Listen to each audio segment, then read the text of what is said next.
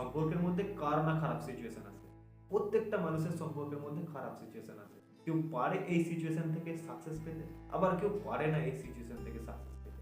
তো এই সিচুয়েশনটা কোন এজের মানুষের মধ্যে বেশি দেখা যায় জানেন? এই সিচুয়েশনটা দেখা যায় 21 থেকে 35 বছর এই এজের মানুষের মধ্যে। তারাই তাদের প্রিয় মানুষটা, যার সাথে স্বপ্ন দেখেছিল ভবিষ্যৎটা একসাথে থাকবা, একসাথে একটা ভবিষ্যৎ গড়ার স্বপ্ন দেখেছিল, তারা সেই মানুষটাকে পায় না। এই এজটা জীবন গঠনের জন্য একটা বিশাল গুরুত্বপূর্ণ সময়। এই সময়ে তাদের জীবন, তাদের ভবিষ্যৎ, তাদের কেরিয়ার গঠন করার সময়। এই সময় তারা তাদের প্রিয় মানুষের দেয়া ব্যথাটা বিশালভাবে পায়। তারা আর জীবনে নিজে থেকে কি করব সেই সিচুয়েশনটায় নিজে থেকে আনতে পারে না।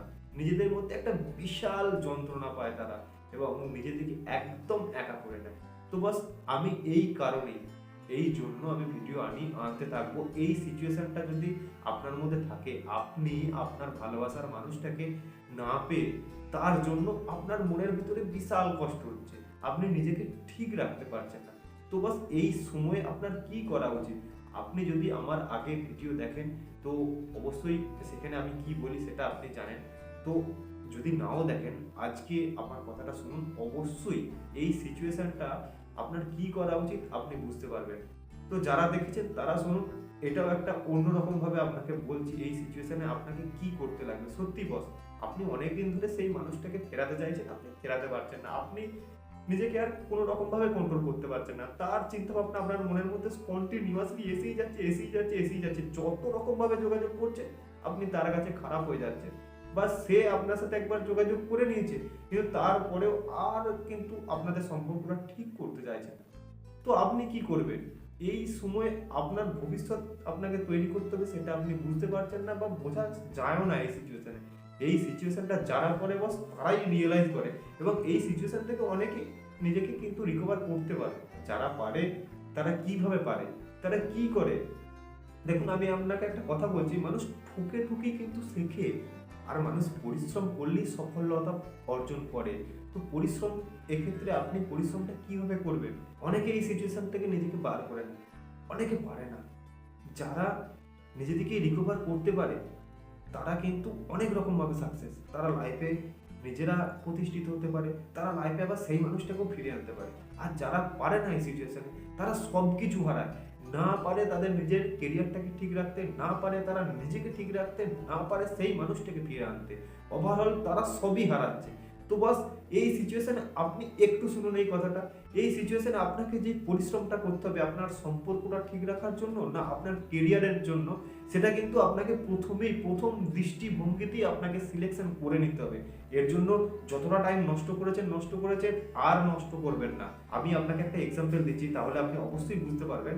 যদি এইটা মেলে আপনার সাথে, তাহলে আপনি অবশ্যই বুঝতে পারবেন আপনার পার্টনারকে ফেরানোর জন্য সত্যি পরিশ্রম করা উচিত, না কোনো পরিশ্রম করার দরকার নেই। এই সিচুয়েশনে আপনার জন্যই ফেটে যাওয়া উচিত, তারপরে যা হবে, যা ইউনিভার্স করছেন সেটা সেই রকম ভাবে আপনাকে মেনে নিতে হবে। কিন্তু তো দেখুন, আমরা কি করি, আমরা নিজেদের প্রিয় মানুষ বা নিজেদের কোনো ফ্যামিলির মানুষ যখন খুব অসুস্থ হয়ে যায়, তাকে ট্রিটমেন্ট দেওয়ার জন্য আমরা কোথায় নিয়ে যাই? তাকে ট্রিটমেন্ট দেওয়ার জন্য আমরা নিয়ে যাই বেসরকারি নার্সিং হোমে। এই সময় প্রিয় মানুষটাকে কেন সরকারি হসপিটালে নিয়ে যাওয়া হয় না? কারণ সেখানে ঠিকঠাকভাবে পরিষেবা পাওয়া যায় না।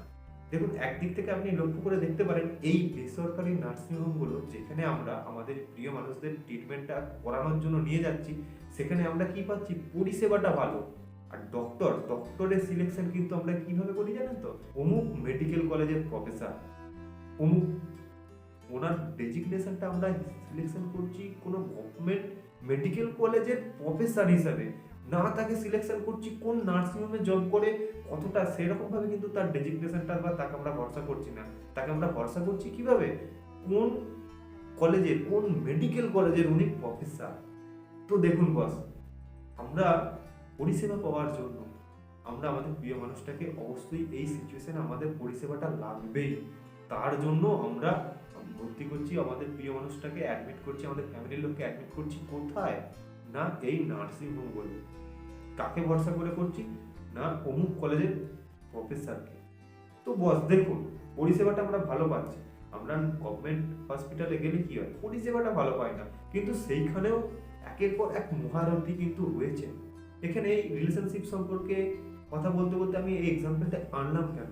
দেখুন, আপনার পার্টনার যদি এই পরিষেবা পাওয়ার জন্য, ভালো পরিষেবা পাওয়ার জন্য কারোর কাছে চলে যায়, তো তাকে যেতে দিন সেখানে। তার জন্য আপনি চেষ্টা করাটা, আপনার চেষ্টা করাটা কিন্তু ভুল, বা আপনার না চেষ্টা করাই উচিত। কারণ সে ভালো পরিষেবা চায়, তার লাইফে চায় আমি ভালো পরিষেবা পাবো। কিন্তু সে একটা জিনিস বুঝতে পারছে না, মানে সে যদি কোয়ালিটির হিসেব করে তাহলে অবশ্যই আপনাকে সে হারিয়েছে। কারণ আমরা যদি কোয়ালিটি দেখতে চাই, সেটা কিন্তু পড়ে আছে এই গভর্নমেন্ট হসপিটালে। তো বাস, পরিষেবা পাওয়ার জন্য আপনার প্রিয় মানুষটা যদি আপনার কাছ থেকে চলে যায়, তাকে যেতে দিন।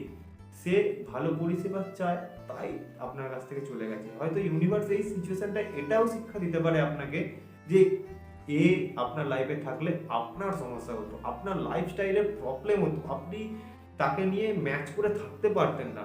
জাস্ট তার সাথে কোনো একটা কার্মিক সম্পর্ক ছিল, কার্মিক কোনো যোগ ছিল, আপনাকে কোনো শিক্ষা দেওয়ার কথা ছিল বা পরিকল্পনা ছিল, তার জন্য তাকে আপনার লাইফে এনে দিয়েছিল। তো বাস, অবশ্যই আপনি রিয়েলাইজ না করলেও করুন আপনার পার্টনার কি রকম মেন্টালিটি, সে কেন গেছে আপনাদের রিলেশন, আপনারা টাইম কাটিয়েছেন।